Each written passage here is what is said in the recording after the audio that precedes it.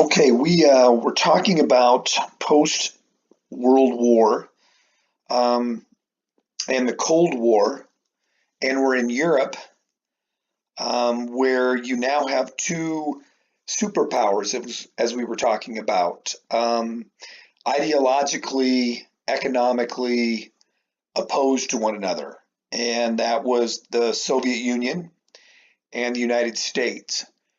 And in 1945, when the war ends, there's a period of the world really trying to recognize or understand where they were at. And after a brief period of saying, "My gosh, what has just happened?" Of a year trying to sort through it, you're rounding up the Nazis. Um, you're trying to establish and just trying to hold order. The United States then became to understand what the Soviets were looking for. And we were talking about that, and where we really noticed this was in Germany, where the Soviets would not leave, and neither would we. And then there was a break, as we were talking about, in Germany, where West Germany will be democracy and capitalism, and East Germany will be communism and the Soviet Union. And we will then see what the Soviets are looking to accomplish. And we talked about one of the things that was difficult for America to understand was that the belief of communism is that it was a worldwide revolution. And most Americans didn't see that. They never knew anything about communism. They didn't have anything, particularly against the Soviet Union.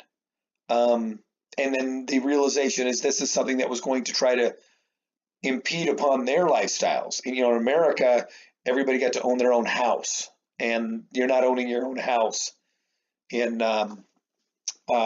communism. Everyone owns the house. Everyone owns the car. Well, that was a direct conflict with what the United States and capitalism is about.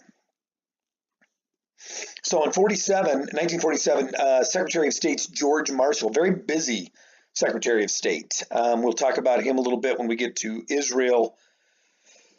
Comes up with a policy that they will pledge to anybody in Europe $10 billion. Again, we talked about this last week, that $10 billion in 1947 equates to $112 billion today. So it's an incredible amount of money, and this is after the expense of World War II. And we gave this to Europe, and it was always economic aid. The Marshall Plan is economic. Make sure you know that. That we would help these nations to rebuild themselves from the devastation of war and prevent a complete collapse of that country, whatever that country was, their economy and their way of life, that we would stop that and we would help them and we'd aid them and we'd rebuild their cities and their factories. And it was an incredible success. Within 10 years of the war, you're looking at Europe, Western Europe, far exceeding the pre-war levels of production in their economy. So it was a raging success. The Marshall Plan was. Oops. Now the next one, and this is important that you guys see the difference, is a thing we call policy of containment, which will be then Truman will take that and call it the Truman Doctrine. And what the policy of containment was is that, as I mentioned to you, there was the realization within the world or in the United States that the Soviet Union wanted worldwide domination. Again, workers were going to rise up and overthrow capitalists, and the workers would be in control. And though that phase of communism never came into play, we never got to that level, or the Soviet Union never got to that level. They always did have a state-run government that was very authoritarian, and they never achieved true communism. we started to see this, and it took us a while. There is a lot to be said for that. The same as you've had this radical group of terrorists that are the radical Islamic terrorists, ISIS, and that group that America's taken a while, quite some time now. 1982, Ronald Reagan, Lebanon, the Iran hostage. It's taken America a long time to figure out what exactly are these people wanting. And the Soviet Union, underneath what Kenyon had written, this gentleman by the name of George Kenyon, had wrote a famous essay. Just all he was doing was writing what he had found from his research, and he coined the phrase of containment.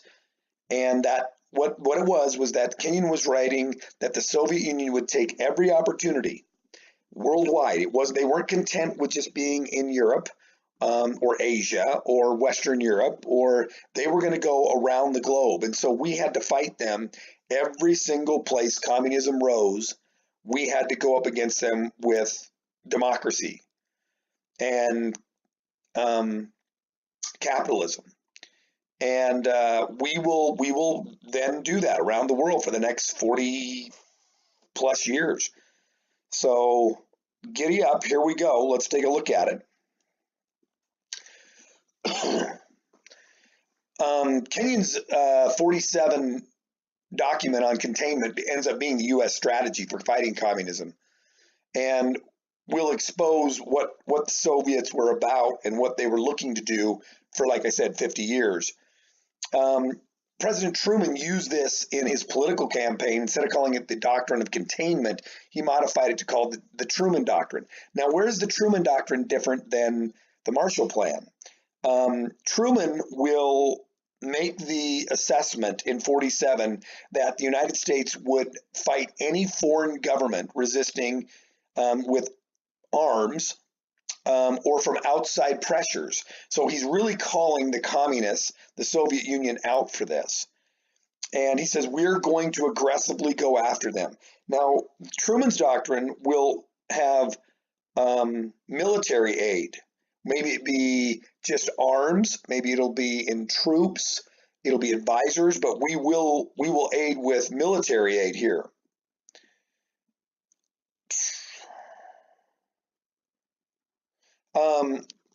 Let's see if I can get that down a little bit. I can't. Darn it. Sorry, guys.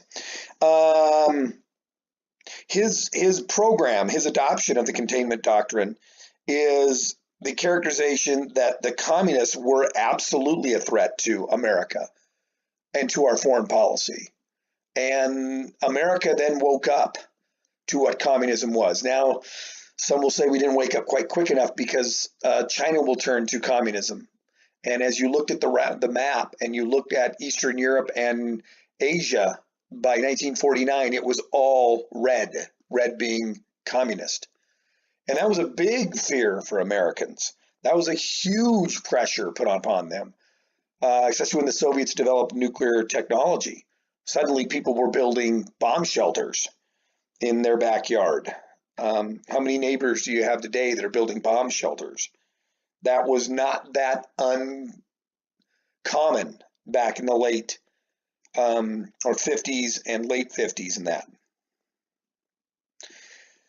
About the time that the Marshall Plan was being effected or put into place, which is going to be, like we said, a raging success in Western Europe, Stalin dictated a policy that he wanted, as I made mention earlier in last week's lecture, that he wanted a buffer between Germany and Moscow, that he would never ever allow Germany to just simply turn its forces as it had done in World War I and in World War II.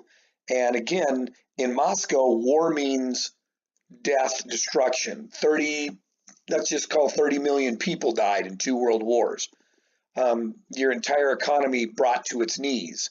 Devastation, starvation, disease, all of that was very real for the Soviets. Not so in the United States. So the Soviets went about taking these countries in Eastern Europe and turning them into allies of the communists because they'd overthrow them and then they put in their own people. And as a result, you're going to see everything west Germany, excuse me, in Europe is going to be democratic. Everything East Germany is going to be communist. So East Germany, Poland, Hungary, Czechoslovakia, and all the other countries listed on here will all fall to the prey of communism. And it was not advisable to rise up and be a proponent of capitalism. You had to be completely 100% in Stalin's camp, or you were removed, you were killed. And that's what you're going to have. The Soviets are going to have the power to put somebody in place, and then they will monitor everything that goes on in that economy. And so in 1948, I believe the first one to coin the phrase "an Iron Curtain" was Winston Churchill. When he was speaking, he coined the phrase that there has been a Iron Curtain that has descended across all of Europe. And from that Iron Curtain, you'll have Germany, as we mentioned, it's divided. So you got West and East, but within the German, inside of Germany, you have the city of Berlin, the capital of Germany. Well, that city was also divided. That was where Hitler was at, and all the forces converged there. And the Soviets, but that is in East Germany. Berlin is in East Germany. So you have the city of Berlin that's divided into democracy, communism, and then you have all of Germany divided into democracy, communism. Well, Berlin was inside of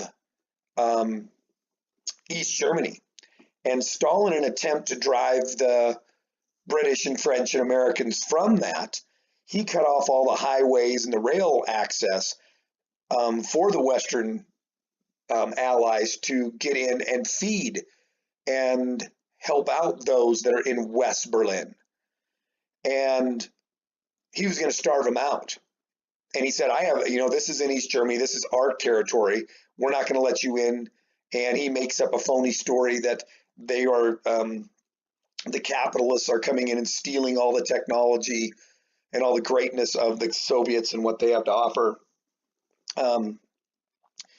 So Truman makes an incredibly bold move by saying, we're not going to cave underneath Stalin's threats. He orders American planes, both military and civilian, to drop millions of tons of food. Again, incredible expense of food, medical supplies, any kind of supply he can to West Berlin's residents. And he does that for a year and I think 18 months, 48 and 49. And eventually Stalin will end this when he sees the world's opinion, sees Stalin as a bully and a aggressor, and the world's opinion of Stalin and communism will turn very, very ugly. And Stalin will then pull off that closing of the rails and the highways, and it'll be reopened for the West to go through. But it was, again, the Marshall Plan and the Berlin airlift was two big successes for democracy. Now, we're going to have some losses along the way, and we're going to get to that here in a little bit. And they're big ones. They're real big. But for now, we've got a couple wins in our column. We're going to follow that up with China turning to communism, which is that's a big hit. That's a real big scary one. But we've got the Berlin airlift, and you have the Marshall Plan, which is always economic, and then you have the Truman Doctrine, which is always military. And make sure you get those two differentiated between, and there's a few other differences. But that is it for our Cold War. We're now going to be moving towards the Korean War in 1950. And we'll stop there.